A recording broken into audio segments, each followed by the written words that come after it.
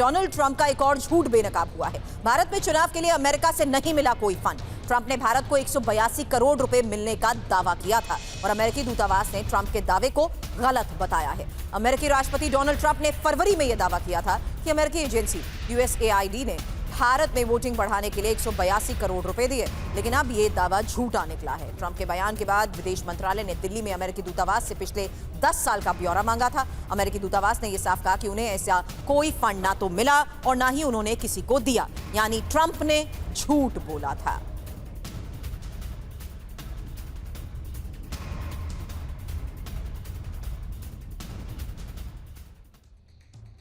अमेरिकी राष्ट्रपति Donald Trump ने फरवरी में यह दावा किया था कि अमेरिकी एजेंसी USAID ने भारत में वोटिंग बढ़ाने के लिए 182 करोड़ रुपए दिए थे।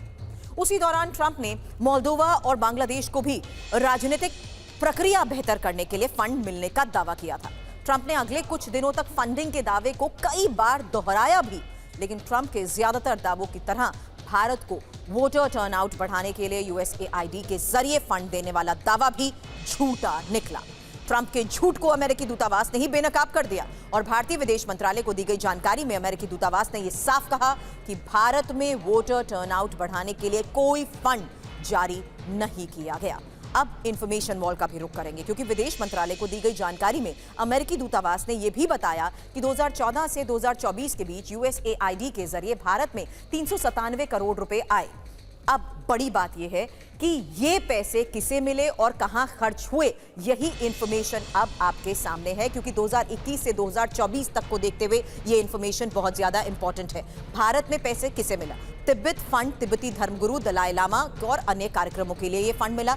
255 करोड़ ये रकम बताई जा रही है और तिब्बतियों की शिक्षा और विकास के लिए ही ये फंड दिया गया। तो ये बड़ी इंफॉर्मेशन उस तमाम फंड को लेकर सामने आ रही है, जहां केयर इंडिया सॉल्यूशन 26 करोड़ गरीब बच्चों में ही लर्निंग स्किल्स बढ़ाने के लिए और पैलेडियम इंटरनेशनल 26 करोड़ जो गरीब परिवारों की हालात को बेहतर करने के लिए ही इस तरीके के फंड का इस्तेमाल करता है। क्योंकि बड़ी बात जो अभी तक सामने आई है उससे साफ है कि किस तरीके से ये फंड दिए गए और कैसे, कहां पर इसका इस्तेमाल हुआ, कौन सी फाउंडेशन को ये पैसा मिला। इसमें प्रथम एजुकेशन फाउंडेशन का नाम भी शामिल है, जिसे 28 करोड़ की रकम दी गई और सार्वजनिक शिक्षा को बेहतर करने के लिए ही ये रकम दी गई है।